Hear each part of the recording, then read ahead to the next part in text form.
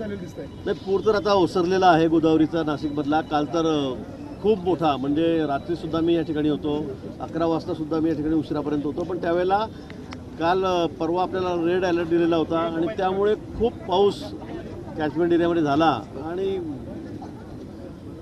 खूप मोठा पूर गोदावरीला आलेला होता. त्यामुळे 2 पूलसुद्धा या ठिकाणी बंद करण्यात आलेले होते. त्याची थोडी डागडुजी करण्याची आवश्यकता आहे. आणि आज मात्र सकाळी हा पूर ओसरलेला आहे बऱ्याच प्रमाणामध्ये. खाली मात्र पाणी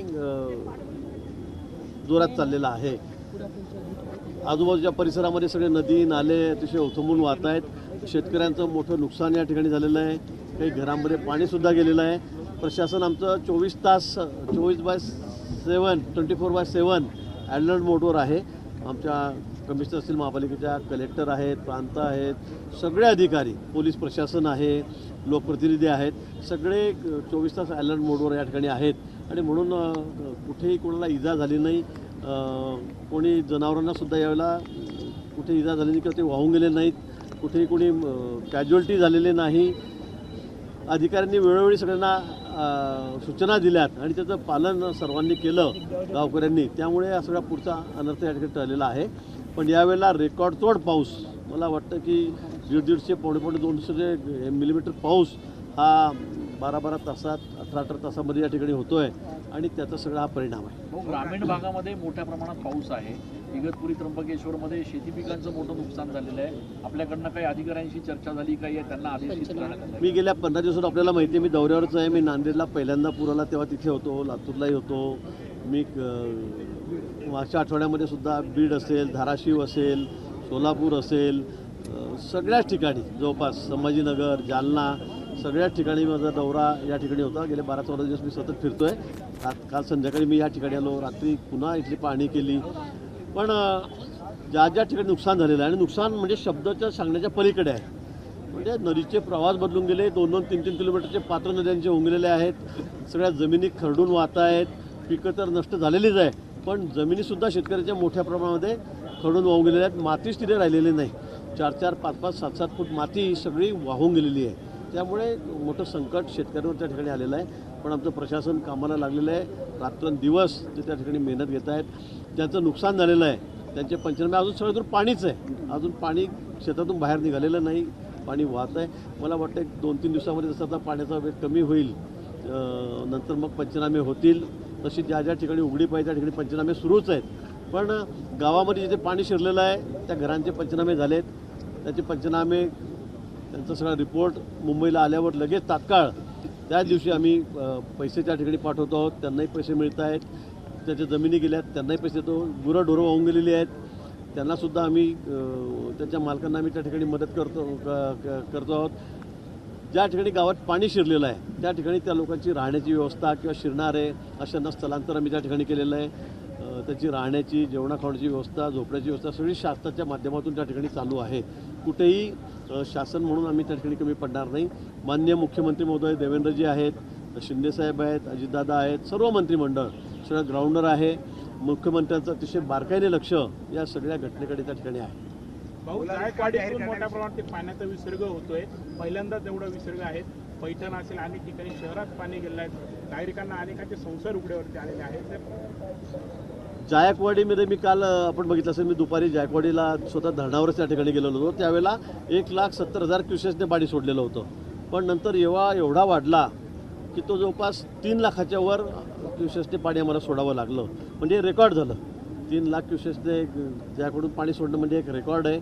त्यामुळे खाली पैठण आहे, खाली गोदाकाठची ग्रामीण भाग आहे, गावं आहेत, पण त्यांना सगळ्यांना अलर्ट केलेलं होतं. त्यामुळे सुदैवाने कुठेही प्राणहानी झालेली नाही, फार धावपळ झाली नाही. प्रशासनाने दिलेल्या सूचनांचं पालन सगळ्यांनी केलं. त्यामुळे पुढचा कुठलाही अनर्थ त्या ठिकाणी झालेला नाही. आता जवळपास 1,70,000, 1,75,000 क्युसेसने पाणी आता खाली जायकवाडीतून आम्ही सोडतो. कारण थोडं पाणी कमी झालेलं आहे, पाऊस कमी झालेला आहे. वरतून तर पाणी आलंच, नगरला, नाशिकला, अहिल्यानगरला, नाशिकमधून पाणी खूप गेलं. पण त्याचबरोबर जे त्या नदीपात्राच्या क्षेत्रामध्ये किंवा धरणाच्या क्षेत्रामध्ये जे पाणी झालं प्री कॅचमेंट एरियामध्ये, ते खूप मोठ्या प्रमाणामध्ये होतं. आणि त्यामुळे मग 3 लाख क्युसेसने पाणी आम्हाला त्या ठिकाणी सोडावं लागलं. पण मी पुन्हा सांगेल की खाली कुठली कॅज्युअल्टी त्या ठिकाणी झाली नाही. 24 तास अधिकारी धरणावरही होते आणि पुढच्या सगळ्या ग्रामीण भागामध्ये सगळे आमचे अधिकारी तलाट्यापासून तहसीलदारापासून जिल्हाधिकाऱ्यापासून सगळे उभे होते. त्या भागामध्ये एक अडचण अशी येते, अनेक लोकांचं पशुधन वाहून गेलं, ज्यामध्ये कोणाची गाय बैल, मात्र त्याच्या नोंदी सरकारी दप्तरी नाहीये, म्हणून त्या लोकांना मदत मिळत नाहीये. म्हणजे या ज्या जाचकाठी NDRFच्या असेल किंवा आपत्तीच्या असतील, त्याच्या जाचकाठीमुळे इकडच्या शेतकऱ्यांना ती मदत मिळू शकत नाहीये. त्या संदर्भात काही निर्णय होतोय का? तशी या बाबतीमध्ये खरं म्हणजे टॅग असला पाहिजे, कानाला जो इन्शुरन्स असतो त्याची कुठेतरी नोंद असली पाहिजे, दवाखान्यामध्ये कुठे वॅक्सिनेशन झालं म्हणून नोंद असली पाहिजे. पण ती जरी नसेल, कदाचित काही ठिकाणी नसेल, पण गावातले पोलीस पाटील सांगतायत, सरपंच सांगतायत, 2 प्रतिष्ठित सांगतायत की हो याच्याकडे 2 गायी होत्या वाहून गेल्या, याच्याकडे 4 जनावरं होते ती वाहून गेली, असं जरी सांगितलं तरीसुद्धा त्यांना आम्ही मदत त्या ठिकाणी देणार आहोत. त्यासाठी काही फार कायदेशीर ज्या अटी आहेत त्याचं पालन केलं पाहिजे असं नाही, पण गावातल्या 4 प्रतिष्ठित लोकांनी त्या ठिकाणी सांगितलं पाहिजे की खरंच त्याच्या जनावरं वाहून गेलेली आहेत आणि त्याप्रमाणे आम्ही त्यांना ग्राह्य धरून त्यांचं म्हणणं मदत करू. ओला दुष्काळ जाहीर करावा अशी मागणी केली जाते, नेमकी आपण काही तसे अहवाल पाठवणार का? ओला दुष्काळ आपण बघतायत की अनेक जिल्ह्यांमध्ये खूप पाऊस होतोय, रेकॉर्ड ब्रेक पाऊस होतोय, ही वस्तुस्थिती आहे. ओला दुष्काळ केला नाही केला तरी त्यांना मदत शेतकऱ्यांना तेवढीच मिळणार आहे. मदतीच्या बाबतीमध्ये सरकार कुठेही कमी पडणार नाही. मोठं संकट शेतकऱ्यांवर आहे त्याची कल्पना आम्हाला सर्वांना आहे, पण अजूनही पाऊस सुरू आहे. मला वाटतं तो थांबलेला नाही आहे. 2 दिवस अजून पुढे 30 तारखेपर्यंत अलर्ट दिलेला आहे. मला वाटतं हे सध्या सगळं 1-2 दिवसामध्ये निवळल्यावर त्या बाबतीमध्ये माननीय मुख्यमंत्री आहेत, दोन्ही उपमुख्यमंत्री आहेत, ते चांगला निर्णय घेतील. केंद्र सरकारकडनं काही मदत येण्यासाठी काही हालचाली सुरू आहे? निश्चित आपण परवाच बघितलं, माननीय मुख्यमंत्री दिल्लीला होते, त्यावेळेला त्यांनी पंतप्रधानांची सुद्धा भेट घेतलेली, माननीय अमित भाईंची भेट घेतलेली आहे आणि मदत करावी अशी विनंती आपण त्यांना केलेली आहे. कारण हे नुकसान एवढं छोटं नाही आहे, खूप मोठं नुकसान आहे. म्हणजे इतक्या जमिनी वाहून गेलेल्या आहेत की त्यांना आता शेतकऱ्याच्या बिचाऱ्यांनी करावं काय? खाली खडक उघडा पडलेला आहे, खाली सगळे रेतीच आहे, मोठे गोटेच आहेत, ते माती टाकणार कधी, पेरणार कधी? त्यामुळे हे दुःख म्हणेल मी किंवा हे संकट हे सांगण्याच्या पलीकडचं आहे. त्यामुळे निश्चित त्यांना मदत सरकार करेलच. पण यापुढे जाऊन माझी विनंती आहे की CSRच्या माध्यमातून NGO आहेत, वैयक्तिक आपण आहेत, कारण ही आपली जबाबदारी आहे. हे आपल्यावरचं संकट आहे, हे मी म्हणेल देशावरचं संकट आहे खरं म्हणलं तर. त्यासाठी आपल्याला काय मदत करता येईल, आपण काय मदत करावी, हा प्रत्येकाचा एक भाग आहे. आणि म्हणून अडचणीत सापडलेले गावकरी आहेत, शेतमजूर आहेत, शेतकरी आहेत, गरीब लोक आहेत, त्यांना सडळ रस्ते सगळ्यांनी मदत करावी असं आव्हान मी आपल्याला ठिकाणी आपल्या निमित्ताने करतो. आपत्ती व्यवस्थापन आहे आणि सगळ्यात महत्त्वाचं म्हणजे त्या भागामध्ये खरडपट्टी पंचनामे सुरू झालेले नाही. खरडपट्टी पंचनामे होणं आवश्यक आहे असं तिकडची मागणी, काही सूचना दिल्यात का आपण? मला वाटतं की अजून पाणी, मी तेच सांगितलं की अजून पाणी शेतातूनच वाहतंय. आपण जाऊन बघा कुठेही, आपण मराठवाड्यातही जा, 4-5 जिल्ह्यांमध्ये अजून पाणी तर शेतामध्ये आहेच. त्यामुळे अजून समजतच नाही ते पाण्याखाली काय. मला वाटतं 2 दिवस लागतील, 2 ते 3 दिवस लागले की लगेच तात्काळ.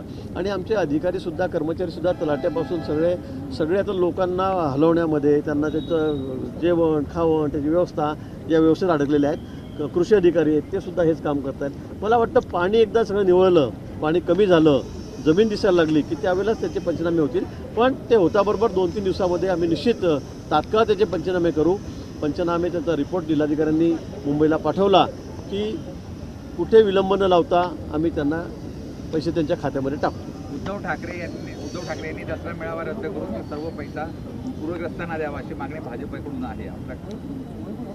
केलं पाहिजे. उद्धवजी इतक्या पोटतिडकीने परवा तिथे गेले आणि ज्या भाषेत ते बोलत आहेत सध्या, ज्या भाषेमध्ये ते वक्तव्य करतायत, त्यामुळे मला वाटतं त्यांनी ते केलं पाहिजे, वागलंही पाहिजे. मी काल आमच्या राऊत सामानवरही बोललो, काय काय बोलतायत ते, काय शिव्या घालतायत, म्हणजे किती असंसदीय भाषा ते बोलतायत. मी त्यांना म्हटलं, साहेब तुम्ही फक्त उद्धवजींच्या मागे मागे गेले, तासभर चालले आले, आम्ही 15-15 दिवस फील्डवर आहोत, जरा एकदा जाऊन बघा ना. एका शेतकऱ्याच्या बंधाऱ्यावर जाऊन बघा, एखाद्या कुठे कुठे फिरून बघा. ते नाही होत. फक्त सकाळी उठलं की वाटेल तशी घाणेरडी भाषा वापरायची, शिवीगाळ करायची, याच्याशिवाय ते काही करतच नाही आहे. मागच्या वेळेला मला आठवतं, उद्धवजी आले तिथे बघायला पूरग्रस्त परिस्थितीत, खाली उतरल्यावर त्यांना लाल कार्पेट, काय तर त्याची चप्पल गाऱ्यात भरू नये, पाण्याने ओली होऊ नये. मी तुम्हाला दाखवतो पिक्चर आहे ते. म्हणजे मग आपण सरकारमध्ये असताना आपण काय करत होता आणि आता विरोधात असताना आपण कोणती भाषा बोलतायत, म्हणजे कशासाठी चाललेलं आहे? म्हणजे एक भाषा त्यावेळेला वेगळी वापरायची, आता वेगळी वापरायची. कोरोनाच्या काळामध्ये तुम्ही घराच्या बाहेर पडले नाही, आता त्यावेळेचे पराक्रम तुम्हाला माहीत आहे. राऊत साहेब बोलायला लावू नका. खिचडीमध्ये आपण काय काय केलं, आपले सगळे सवंगडी किती दिवस जेलमध्ये वर्षे राहिले, तेव्हा आपल्याला काही वाटलं नाही. आणि आता काहीतरी घाणेरड्या इतक्या असंसदीय की आमच्या कोणी भगिनी महिला टीव्हीवर ऐकू शकत नाही अशा भाषेत तुम्ही बोलतात. मला वाटतं आता यांच्याबद्दल काय बोलावं. दोन्ही पक्ष अजून एकत्र झाले नसले तरी मनसे आणि ठाकरे गट यांच्याकडनं मुंबईच्या महापौर पदासाठी दावा केला जातोय. अजून अधिकृत घोषणा पण नाही दोन्ही पक्षांची एकत्रित. शुभेच्छा आहेत त्यांना. मराठीचाच आणि मराठीच महापौर होईल असं त्यांचं म्हणणं आहे. हो, आणि मनसेचाच होईल. संदीप देशमुख आता ते त्यांनी दोघांनी ठरवावं आधी. आता अजून एकत्र झाले नाही आणि आतापासून ते महापौरावर दावा करतायत. नाशिकचाही सांगतायत, मुंबईचाही सांगतायत. त्यांना सगळ्या ठिकाणी महापौर पाहिजे. मला वाटतं आता घोडा मैदान समोर आहे, निवडणुका समोर आहेत. आपलं कर्तृत्व त्या ठिकाणी दाखवा. शिंदेचा शिवसेनेचा जो मेळावा झाला, शिंदेच्या शिवसेनेचा जो मेळावा झाला, ज्याला एकनाथ शिंदे स्वतः उपस्थित होते, तिथे देखील अशा प्रकारचे बॅनर लागले की महापौर जो आहे तो शिवसेनेचा असेल, त्यांच्या शिंदे. बघा, सगळे पक्ष आहेत, प्रत्येकाला वाटतं माझा महापौर झाला पाहिजे. निवडणूक होईल, आम्ही युतीत लढू. काय जे संख्याबळ असेल, काय होईल, वाटाघाटे काय होतील, काय संख्याबळ राहील, त्यावर हे पुढचं अवलंबून राहील. बरोबर आहे. त्यामुळे काही उत्साही कार्यकर्ते राहतात, ते बोर्डबाजी करतात, ॲडव्हर्टाईज करतात. कोणी स्वतःच्या नावाने म्हणतो मी महापौर, कोणी म्हणतो माझ्या पक्षाचा महापौर.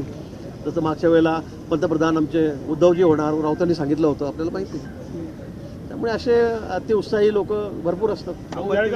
जळगावचे माजी महापौर ललित कोल्हे यांना अटक झालेली आहे. बनावट कॉल सेंटर त्यांनी चालवलं होतं, उद्ध्वस्त करण्यात आलेलं आहे. कसं बघताय त्याकडे पुढची कारवाई? आता काय अनेक ठिकाणी कॉल सेंटर उद्ध्वस्त. नाही, मला वाटतं की काल जी रेड झाली, मी त्यावेळेला संभाजीनगरला होतो. त्या ठिकाणीच मला ही बातमी कळाली. मी सोशल मीडियाच्या बघत असताना, गाडीत बसलो असताना, धरणावरून परत जात असताना SP-ची मी त्या बाबतीमध्ये माहिती घेतली. पण त्यावेळेला चौकशी सुरू होती. आज सकाळपासून मी काही माहिती घेतली नाही. पण सगळ्या दूर या बातम्या चाललेल्या आहेत. घटना अतिशय गंभीर आहे. अशा पद्धतीने जर कोणी जळगावसारख्या ठिकाणी येऊन लोकांना आणून बाहेरून आणून जे करत असतील तर त्या बाबतीमध्ये त्याची गंभीर दखल पोलीस प्रशासनाने त्या ठिकाणी घेतलेली आहे, पोलीस खात्याने घेतलेली आहे. त्यांची चौकशी सुरू आहे. त्यांची सखोल चौकशी होईल. आणि अजून कोण कोण त्यामध्ये सगळे सामील आहेत, कोणाकोणाचा त्याच्या सगळ्या गोष्टीमध्ये हात आहे आणि कुठपर्यंत सगळं हे प्रकरण पोहोचलेलं आहे, त्याची सखोल चौकशी सुरू आहे. सगळं अंतिम सगळ्या चौकशी झाल्यावरच आपल्याला त्या बाबतीमध्ये अजूनही बोलता येईल. या सगळ्या प्रकरणामध्ये अनेक आजी अधिकारी देखील आहेत. IPS अधिकाऱ्यांचा त्याच्यामध्ये सहभाग आहे असं दिसतंय.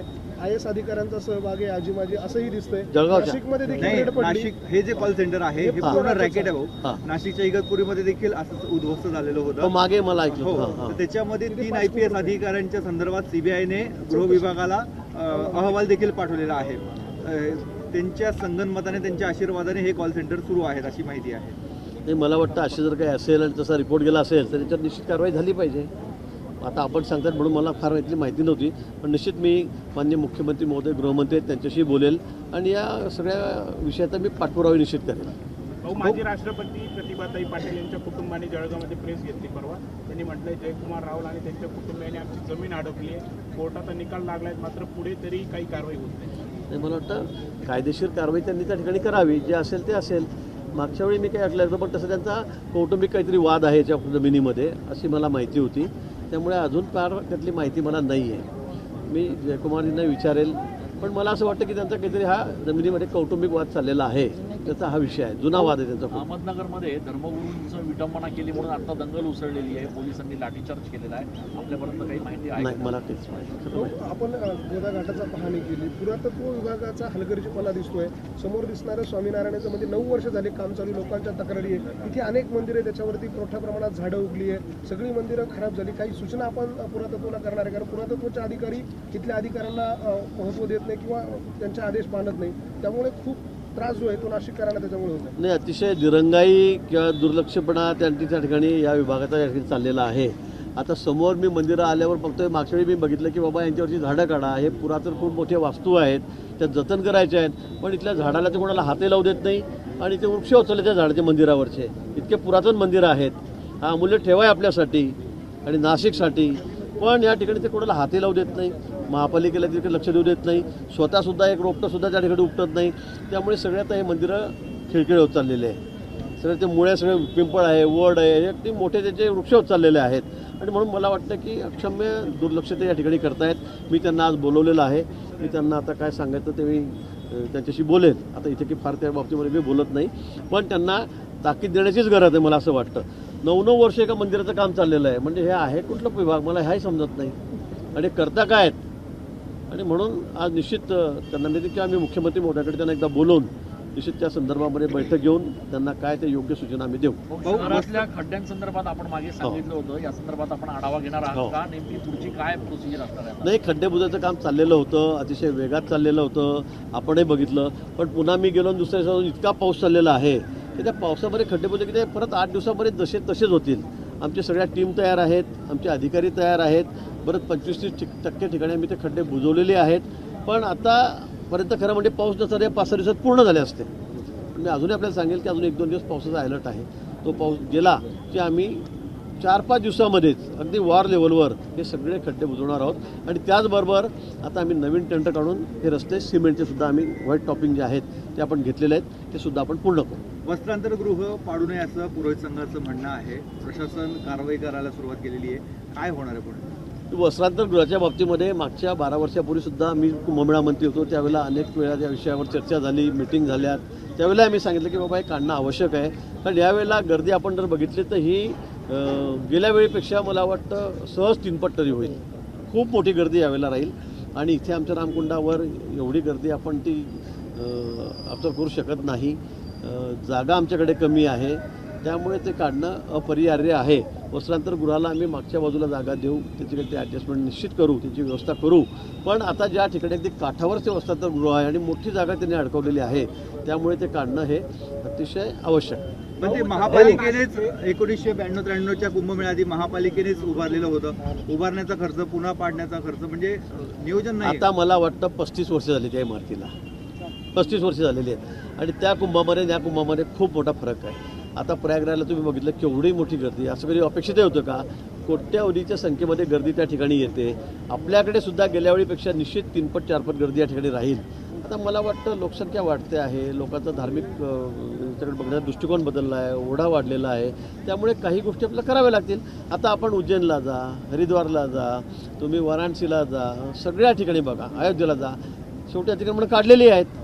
मला वाटतं आपल्याला आपल्या हिताचं काय आहे, चांगलं आपल्याला करायचं असेल, इथे कुठे दुर्घटना घडू नये, कुठे स्टॅम्पेड होऊ नये, हे जर आपल्याला बघायचं असेल तर काही अतिक्रमण आपल्याला काढणं अपरिहार्य आहे. नाशिक ही कुंभनगरी म्हणून ओळख आहे, मात्र आता याची ओळख आता गुन्हेगारांची होऊ लागलेली आहे. खरं तर वर्षभरामध्ये 38 ते 39 खून झाले. चेन स्नॅचिंग रस्त्यावर होणारी आता घरापर्यंत येऊन पोहोचली. सध्या नाशिकमध्ये गुन्हेगारीचं वातावरण मोठ्या प्रमाणात वाढलं आहे. ही वस्तुस्थिती आहे की या वर्षभरामध्ये अनेक घटना या ठिकाणी घडलेल्या आहेत. काही खूनसुद्धा झालेले आहेत. पण ते हे खरं आहे की ते आपसातले गँगवार आहेत, आपसातल्या मारामाऱ्या भानगडी आहेत, काही गुंड लोकांच्या याही त्या ठिकाणी. पण ते काही असलं तरी पण हे नाशिकसारख्या शहराला हे अपेक्षित नाही आहे. पोलीस प्रशासनाशी मी मागच्या आठवड्यातही बोललो, पण आजही मी CP आणि आमचे काही प्रमुख पोलीस अधिकारी आहेत, DCP आहेत, त्यांच्यासोबत बसून मी या संदर्भामध्ये निश्चित चर्चा करणार आहे.